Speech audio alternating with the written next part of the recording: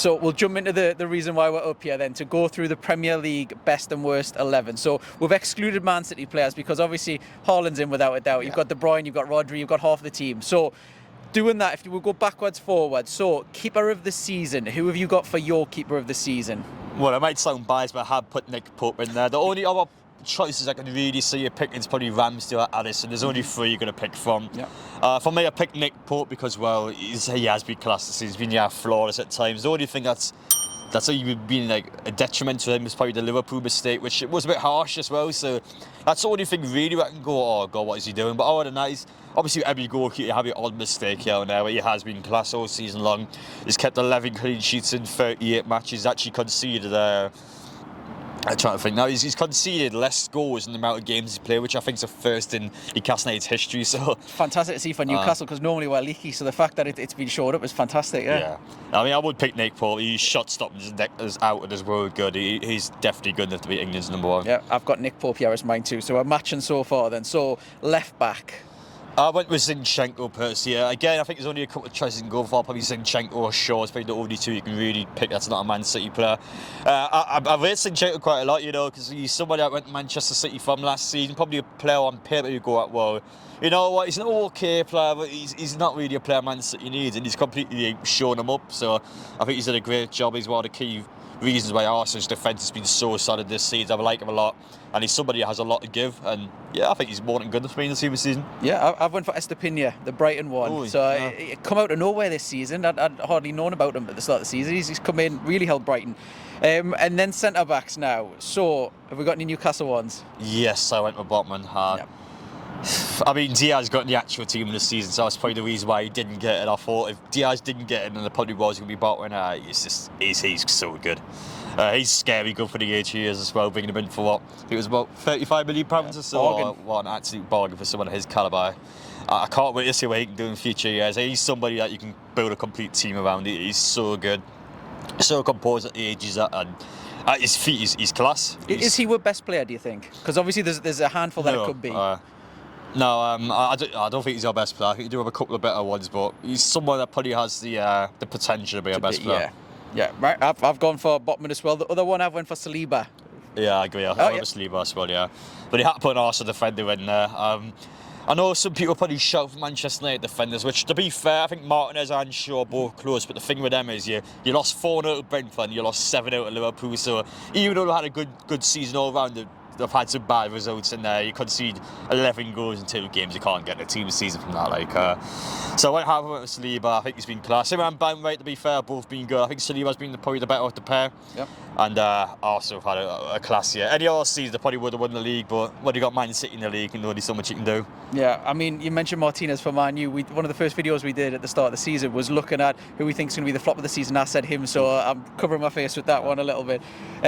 Arsenal have just been absolutely ridiculous. Kind of like on par with us a little bit defensively, where that's really what's given them that. So I've been very impressed with them. Right back. Trippier. Yeah. There's only one choice for right back. It's an absolute no-brainer. You can't argue at all. Some people might say Kyle Walker. Obviously, we can't do it for this. There's Kyle Walker or Trent, but there's no way those two have been better than Trippier from the season we've just had. He's so good. Every single match, he's one of the best players in the team. He's too good. I can't believe we got him as our first sign under the takeaway. It's so cheap as well. Yeah, it's just. I mean, we think about it now, we're like, oh, we're happy he's here and that, but like, when you think about it, like a couple of years ago, you would never in a million years imagine a player his calibre playing for Newcastle. Well, he's going to be invaluble because he's got Champions League experience as well. He's one of the very few people at Newcastle that have. So pretty much the only one, carry a spot. He's been so good. Definitely the best right back in the league. I don't think anyone can argue with that one. Yeah, I've got most of exactly the same as you've got here. So this one maybe we will differ a little bit. So central midfield. So are you going for 2 central midfielders? Or are you going 3? I think I went for a way out formation actually because I think I went with 4-2-4, so I had 4 attackers because I wasn't really sure. I've got class him as a midfielder, so I just classed him as an attacker instead. But I know I went with Bruno as one of the midfielders. Again, with a biased one, but I think he's been class. He did actually get in the Premier League team this season, to be fair, with the likes of De Bruyne and Rodri starting ahead of him. But again, I think Bruno's our best player. You were asking me before about who Newcastle's best player is. I think Bruno is probably the best on paper. For me, he is a world-class player. I think he's good enough to play for more or less the majority of teams in world football. He's one of those ones where he's just invaluable to have. He's so good in the team. He's one of those ones where you're going to have him for a long time to come, and he's class. Yeah, I mean, he mentioned earlier in the season he wants to be playing more up front, more attacking midfielder. Do you think that's more of his best position, or defensive midfield? Because obviously, if we're looking at fetching new players in, this could be the time to fetch a defensive one in to move him forward, or fetch an attacker to move him back. What do you reckon? Well, it is a valid point, because I think it does sort of solidify the fact that you need squad depth in there. We need to have players in both areas, so Bruno can play in both positions if it was possible. Eddie Howe, of course, has to be up to the manager, but I think to have the options there, so if he was wanting to change positions and if he did a better job there, then he could do that. I think Bruno is probably that sort of player where you could potentially play in different areas of the pitch, so it is important we get the squad depth in there. Obviously, we saw Shelby in deadline day and we didn't replace him, which could have bit us in the backside. Now he did, especially last couple of injuries, games. Yeah. So it's up to us to get the players in now. We've got that team, we've got the money there, let's get it done. Yeah, and who else have we got for centre midfield? I've got Bruno as one of mine as well, so we're almost identical so far. I put Overgaard in.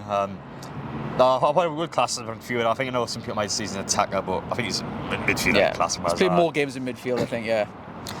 He's different gravy, you know. He's so good. Of course, I also got from Real Madrid. He's took him a little while to settle in, but he's been classed all season round. He was an absolute menace at St James Park. I think he probably is the best player I've seen play against us this season there. I mean, he controlled the game so much for Arsenal. I think without Arsenal in that match, Newcastle probably could have won the game. The fact that he was there, he just caused so many problems, and he just ripped our midfield to shreds, which doesn't happen very often. Yeah, so much quality. He gets goals, he gets assists, he's all-round play, he's fantastic. Yeah, gem for them, absolute gem. Have we got another midfielder, or are we going? I think I class as 4 attackers, but I'll say it anyway. I put Matoma in there, but probably would class more as an attacker. So impressive, isn't he? Yeah, Brighton's had some quality players this season. I feel quite bad only have one of them in the team, but Matoma is really good. Somebody that I think has a lot of good years ahead of him. I'm so impressed by Brighton as a whole, to be honest.